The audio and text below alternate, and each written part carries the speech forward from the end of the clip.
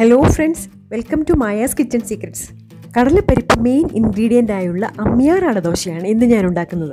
ഈ ദോശയിൽ അരി ഉഴുന്നും വളരെ കുറച്ച് മാത്രം മതി. കടലപ്പരിപ്പാണ് കൂടുതലായും ചേർക്കുന്നത്. അടദോശ, അടതട്ടി എന്നൊക്കെ ഈ ദോശയ്ക്ക് നമ്മുടെ നാട്ടിൽ പറയാറുണ്ട്. കടലപ്പരിപ്പ് കൂടാതെ ചെറുപയർ പരിപ്പും തുമരപ്പരിപ്പും ഒക്കെ ഈ ദോശയിൽ ചേർക്കാവുന്നതാണ്. എൻ്റെ റെസിപ്പീസ് നിങ്ങൾക്ക് ഇഷ്ടപ്പെട്ടുവെങ്കിൽ വീഡിയോസ് തീർച്ചയായും ലൈക്ക്, ഷെയർ, സബ്സ്ക്രൈബ് ചെയ്യുക. ഞാൻ എപ്പോഴും പറയുന്നത് പോലെ സബ്സ്ക്രൈബ് ചെയ്യുമ്പോൾ ബെൽ ബട്ടണും അതുപോലെ തന്നെ ഓൾ എന്ന ബട്ടണും കൂടി പ്രസ് ചെയ്യുക. എൻ്റെ പുതിയ വീഡിയോസിൻ്റെ അപ്ഡേറ്റ്സ് ഒക്കെ നിങ്ങൾക്ക് ഉടൻ തന്നെ ലഭിക്കുന്നതിന് വേണ്ടിയാണിത്. ദോശ ബാറ്റർ ഉണ്ടാക്കുവാനായി 50 ഗ്രാം വീതം പച്ചരിയും ഉഴുന്നുപരിപ്പും, 250 ഗ്രാം കടലപ്പരിപ്പും, 1 ടേബിൾ സ്പൂൺ കൊത്തമല്ലിയും 2 ഉണക്കമുളകും കൂടി അരയ്ക്കണം. ദോശമാവിൽ ചേർക്കുവാനായി ചെറുതായി കട്ട് ചെയ്ത 2 സവാളയും 2 പച്ചമുളകും, 1 ടീസ്പൂൺ ജീരകം, കറിവേപ്പില, ആവശ്യത്തിന് ഉപ്പ് എന്നിവ എടുക്കുക. അരിയും ഉഴുന്നും കടലപ്പരിപ്പും കഴുകിയെടുത്തതാണിത്. അതിലേക്ക് വെള്ളമൊഴിക്കാം.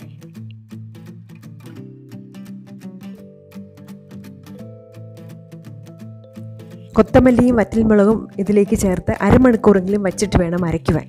1 മണിക്കൂർ കഴിഞ്ഞു. വെള്ളം കുറവാണെന്ന് തോന്നുകയാണെങ്കിൽ ഇടയ്ക്ക് കുറച്ചുകൂടി വെള്ളം ഒഴിച്ചു കൊടുക്കുക. ഇനി ദോശമാവ് അരയ്ക്കാം. ഇതിലേക്ക് സവാള, പച്ചമുളക്, കറിവേപ്പില, ജീരകം, ഉപ്പ് എന്നിവ ചേർക്കുക.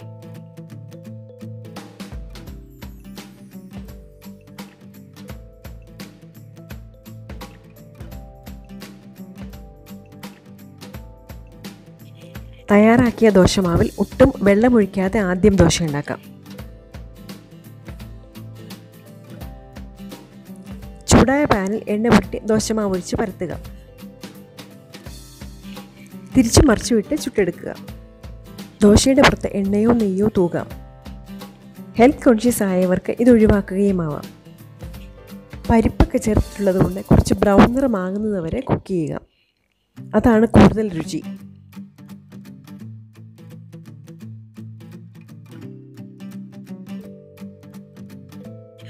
ഇപ്പോൾ ദോശമാവിൽ കുറച്ച് വെള്ളം ഒഴിച്ച് ലൂസാക്കിയിട്ടുണ്ട്. ഇനി ഇതുകൊണ്ട് ദോശ ഉണ്ടാക്കാം.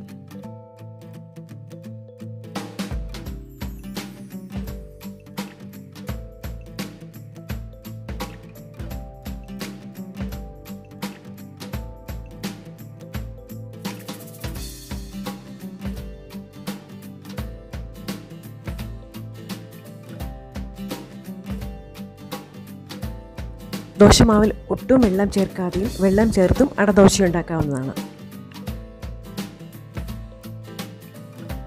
പ്രോട്ടീൻ സമൃദ്ധമായ ബ്രേക്ക്ഫാസ്റ്റ് റെഡിയായി. ദോശ ഡിന്നറിനും കഴിക്കാവുന്നതാണല്ലോ. അരിയും ഉഴുന്നും കൊണ്ടുള്ള സാധാ ദോശയല്ലാതെ പലതരം ദോശകൾ ഉണ്ടാക്കുന്നത് നിങ്ങൾ കണ്ടുവല്ലോ. തലേ ദിവസം രാത്രിയിലെ തന്നെ വെള്ളത്തിലിട്ട് വയ്ക്കാതെ ഉണ്ടാക്കാൻ പറ്റിയ ഈ ദോശകൾ ഉണ്ടാക്കി നോക്കുക. നിങ്ങളുടെ ഫീഡ്ബാക്ക് എന്നെ അറിയിക്കുക. അടുത്ത വീഡിയോയുമായി വീണ്ടും കാണാം.